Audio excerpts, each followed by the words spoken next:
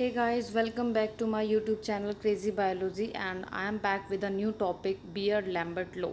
So in this video we will see what is Beard-Lambert law and what is the need of this law. Okay, so while performing spectrometry क्या होता है कि हम लोग absorbance को note करते हैं कि कितनी एब्जॉर्बेंस आई, कितनी लाइट एब्जॉर्ब हुई, कितनी लाइट ट्रांसमिट हुई. Okay, so that absorbance is dependent on many factors and those factors were defined by beard Lambert law. Okay, so what happens कि जब भी कोई लाइट किसी सॉल्यूशन से पास करती है तो some of the light is get absorbed and whereas some of the light gets transmitted.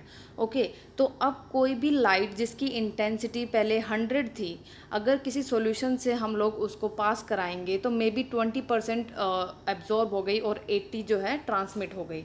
Okay, आप लोग इसको इस तरीके से समझ सकते हैं कि पहले इंटेंसिटी लाइट की आई नॉट थी. ओके, एंड जब हमने इसको सोल्यूशन से पास कराया तो कुछ इंटेंसिटी एब्जॉर्ब हो गई और कुछ ट्रांसमिट हो गई.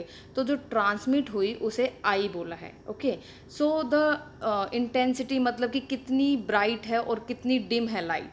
तो जब हम लोग स्टार्टिंग में उसको इंसिडेंट करा रहे थे तो उसकी इंटेंसिटी ज़्यादा थी, दैट मीन्स कि वो लाइट ब्राइट थी. ओके, वेर एज जो लाइट ट्रांसमिट होके बाहर निकली सोल्यूशन से वो थोड़ी डिम थे, दैट वाज समवॉट डिम. तो क्या हुआ, उस बेसिस पर ट्रांसमिटेंस दिया कि कितना ट्रांसमिट हुई है light. Transmittance is equal to the I, that means transmitted light की जो इंटेंसिटी है upon the intensity of the incident light. Okay, तो इससे हम लोग क्या देख सकते हैं कि जो ट्रांसमिटेंस है वो किस पर डिपेंड करता है कि इंटेंसिटी में कितना चेंज आया है. तो that is equal to the intensity of transmitted light upon intensity of the incident light. Okay, so अब बियर्ड एंड लैम्बर्ट लॉ की कहाँ नीड पड़ी, क्योंकि अभी हम लोग जब स्पेक्ट्रोमेट्री परफॉर्म करते हैं तो हम लोग देखते हैं कि हम लोग सिर्फ एब्जॉर्बेंस को ही नोट कर पाते हैं उसके अंदर. तो वो जो एब्जॉर्बेंस है वो किस किस फैक्टर पर डिपेंड करता है वो बियर्ड एंड लैम्बर्ट लॉ से पता लगा.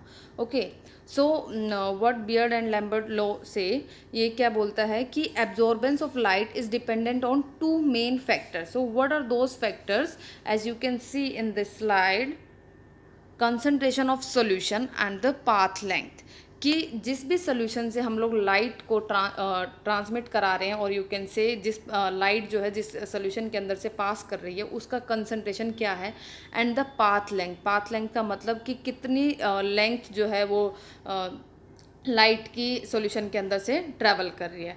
सो we will see in the next slide with the help of an example. So he said कि absorbance is directly proportional to the concentration. So you see in the left hand diagram कि whenever a light is incident on the solution having more number of molecules, मतलब कि अगर जो concentration हम लोग ज़्यादा रखते हैं तो ऑब्वियसली उसके अंदर मोलिक्यूल्स भी ज़्यादा होंगे. अब जब लाइट उन ज़्यादा मोलिक्यूल से टकराएगी तो बहुत ज़्यादा लाइट जो है हमारी एब्जॉर्ब होगी. ओके, और जो ट्रांसमिटेंस है वो कम होगा, तो मतलब लाइट बहुत ज़्यादा एब्जॉर्ब हो गई. वेयर एज अब लोअर कंसनट्रेशन में क्या होता है कि अगर लेस कंसंट्रेशन है तो लेस मॉलिक्यूल्स होंगे तो लेस लाइट जो है एब्जॉर्ब होगी. ओके, तो इसका मतलब क्या हुआ कि यहाँ से हम लोग क्या कंक्लूड करते हैं कि absorbance is directly proportional to the concentration, क्योंकि जितनी ज़्यादा कंसंट्रेशन होगी उतने ही ज़्यादा मॉलिक्यूल्स होंगे और उतने ही ज़्यादा मॉलिक्यूल्स के अंदर इलेक्ट्रॉन्स होंगे. ठीक है, और उतना ही ज़्यादा इलेक्ट्रॉन्स का ट्रांजिशन होगा जिसकी वजह से एब्जॉर्बेंस जो है बढ़ेगी. Okay, now the second postulate was absorbance is directly proportional to the path length. path length का मतलब क्या है कि राइट हैंड वाले डायग्राम्स में आप जो बिलो एंड अबव जो डायग्राम्स हैं उनमें आप देखिए कि जो क्यूवेट का जो विड्थ है वो ऊपर वाले में ज़्यादा है, वेयर इसके अंदर नीचे वाले में कम है. दैट मीन्स कि पाथ लेंथ जो लाइट जो है सोल्यूशन के अंदर से ट्रैवल कर रही है जो लेंथ वो ज़्यादा है ऊपर वाले में. दैट मीन्स क्या होगा कि जितना ज़्यादा पाथ लेंथ के अंदर से लाइट ट्रैवल करेगी उतने ही ज़्यादा मॉलिक्यूल्स को वो क्रॉस करेगी, और जितने ज़्यादा मॉलिक्यूल्स को क्रॉस करेगी उतना ज़्यादा मॉलिक्यूल्स उसको एब्जॉर्ब करेंगे लाइट को. Okay, so absorbance will increase. Whereas in the below diagram the path length is very short, so the less molecule will come in contact with the incident light, so less absorbance. So from these two diagrams we conclude ki absorbance is directly proportional to the concentration and also the directly proportional to the path length. Okay, now from previous slide we see कि absorbance is directly proportional to the concentration, so mark it as equation number 1. And in the second diagram we see कि absorbance is directly proportional to the path length, and L is representing the path length. So equation number 1 and 2. Now we will combine these equations and our equation becomes absorbance is directly proportional to the CL.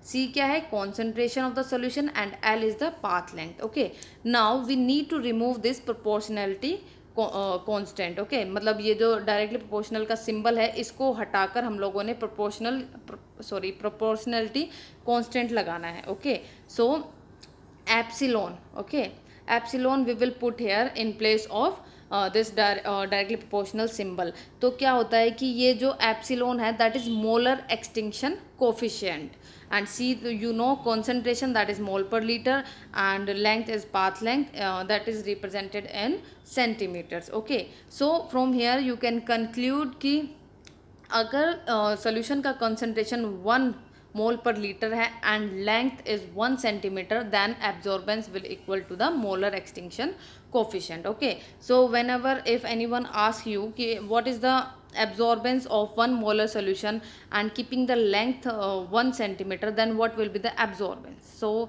absorbance क्या होगी? Absorbance is equal to the molar extinction coefficient of that solution. Okay, so I hope you are I made myself clear with this topic, and if you need any video on a particular topic, then you can comment down. I will surely make videos on that topic. Okay, thank you.